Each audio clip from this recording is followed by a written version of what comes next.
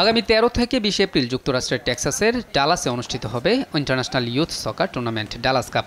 32 দলের এই টুর্নামেন্টে আমন্ত্রণ পেয়েছে বাংলাদেশ সকার ফুটসাল অ্যাসোসিয়েশন দল। এই প্রথম ডালাস কাপে খেলতে যাবে বাংলাদেশের কোনো দল। পুরো দল নিয়ে চলছে এখন কঠোর অনুশীলন। প্রস্তুতিতে কোনো ঘাটতি রাখতে চায় না সকার ফুটসাল অ্যাসোসিয়েশন। সাধারণ সম্পাদক মোহাম্মদ রবিউল আলম জানান, ভালো মানের ফুটবলার দিয়ে ডালাস কাপের জন্য দল গঠন করা হয়েছে।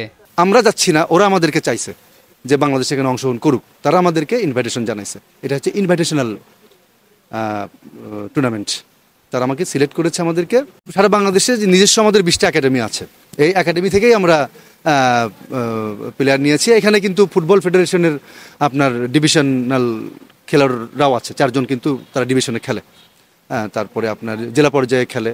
ডালাস কাপের বর্তমান চ্যাম্পিয়ন ব্রাজিলের Sao Paulo. Brazil, Argentina, Spain থেকে আসা দলগুলোকে সামলাতে হবে বাংলাদেশের। তারপরও ভালো ফলাফলের প্রত্যাশা করছে সকার ফুটসাল অ্যাসোসিয়েশন এর কার্যনির্বাহী কমিটির সদস্য doctor Mahbub Alam Liton. Brazil, Argentina, Uruguay, তারপর পর্তুগাল, বিভিন্ন দেশ আছে ইউরোপ এবং ল্যাটিন আমেরিকা এবং সাউথ এশিয়ান। শুধু আমরা বাংলাদেশ থেকে যাচ্ছি, তো ওদের চেয়ে আমরা অনেক পিছিয়ে। তবু আমরা গত 6 মাস যাবত যে প্রশিক্ষণ নেওয়া হয়েছে, মোটামুটি হার্ডলি প্রশিক্ষণ নেওয়া হয়েছে, তাদের ট্রেনিং দেওয়া হয়েছে, মোটামুটি ভালো রেজাল্ট করবে ইনশাল্লাহ। বিশ্বের বড় বড় দলের সাথে খেলা হবে, তাই অনেক কিছু শেখার আছে বলে মনে করেন দলের কোচ ও ফুটবলাররা।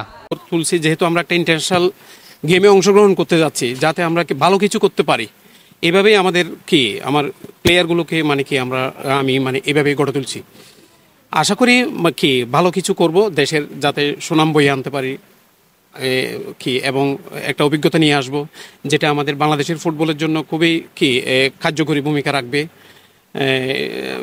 যেহেতু আমাদের এখানে পুরা দেশ থেকেই আমরা খেলোয়াড় নির্বাচিত করেছি, তারা একটা ইন্টারন্যাশনাল গেমে উপস্থিত খেলার অর্জন করে ওরা আবার দেশের বিভিন্ন জায়গায় গিয়ে এক্সপিরিয়েন্সগুলো তারা কাজে লাগাবে। আশা করি বাংলাদেশের ফুটবলে এটা অনেক উপকার হবে।